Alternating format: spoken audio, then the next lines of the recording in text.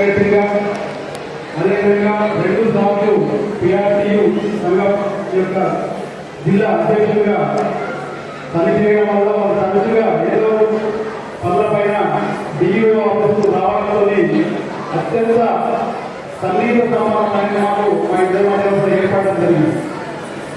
ఎందుకంటే నాకు ఈ పోస్టులో ఉన్నా కాబట్టి ఎప్పుడు తరచుగా ఏదో ఫోన్ ద్వారా కావచ్చు, ఫిజికల్ కావచ్చు, నా దగ్గర వచ్చేటువంటి వాడు అట్లా ఆ విధంగా సాన్నిధ్యం ఏర్పడి అది ఈ రోజు వరకు అంటే వారు సిద్దిపేట జిల్లాలో వచ్చినప్పుడు ఇందిరానగర్ పాఠశాల ఇన్ఛార్జ్ ప్రధానోపాధ్యాయులుగా ఆ ప్రాంతం 2023 సెప్టెంబర్లో జరిగినటువంటి పదవులలో కూడా గజెట్ ప్రధానోపాధ్యాయులుగా ఇక్కడ పక్కనే రామాయణ పాఠశాలకు ఆఫ్ చేసుకొని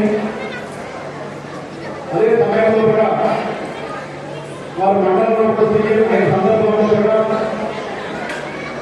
మండల విద్యాలయంగా కూడా పాత్రలు నిర్వహించడం నేను చూస్తా ఉంటే నేను ఎప్పుడు చూపిడి సుమారు 10 కోసం చూపిడి పెడితే అందులో సత్యానికి వెళ్తే ఫస్ట్ వారికి తప్పనిసరి అవసరం వారికి అడుగుతా ఉంది నేను ఒక్కోసారి ఏదో అర్థం ఎందుకు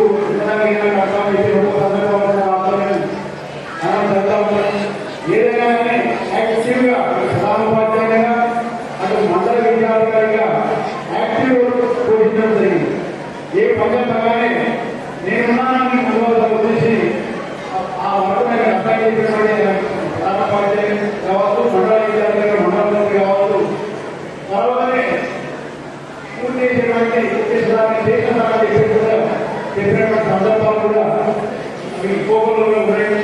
మండల విద్యాధికారి కాలం తక్కువ కాలం కావచ్చు, 15 అంతే కాలమైనప్పటికీ కూడా ఒక మండల విద్యాధికారిగా ఒక ప్రత్యేకమైనటువంటి ఉద్యోగంలో వారు రాయపూర్ మండలంలో ఏర్పాటు చేస్తున్నారు.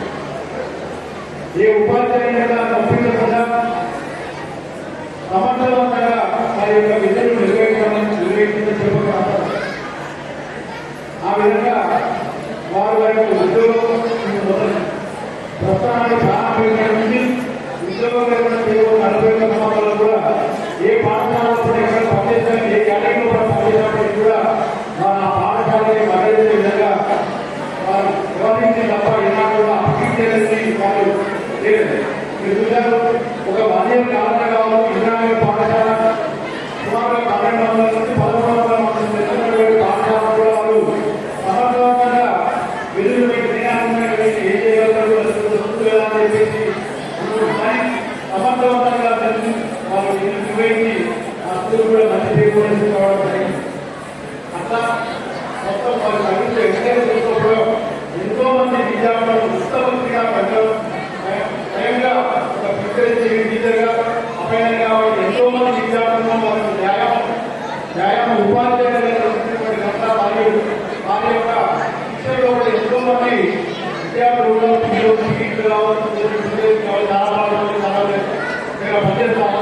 అదేవిధంగా ఎంతో మంది విద్యార్థులు కూడా ఈరోజు ఉన్నత స్థానాల్లో కూడా ఉండడం జరిగింది. అట్లా ఆ విధంగా వారి ఉద్యోగ ప్రస్థానాన్ని ఉద్యోగం చేస్తున్నప్పుడు నాకు రకంగా బాగా వెళ్ళబడిన ఒక మార్పు చేసేటువంటి వ్యక్తి విధంగా కాబట్టి నాకు ఒక లాగా ఉండేటువంటి బాధ ఉన్నప్పటికీ నా ఉద్యోగ ప్రస్థానం తప్పనిసరి కాబట్టి కావాల్సింది లేదు.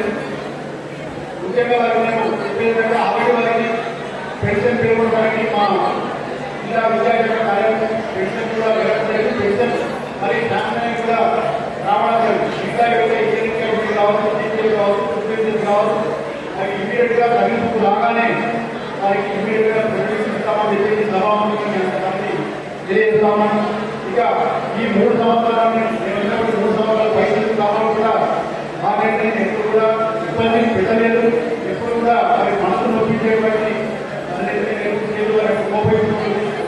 ఏదైనా అన్నట్టుగా నా వల్ల వాళ్ళు బాధపడ్డట్టయితే అది ఒక ఉద్యోగ జీవితంలో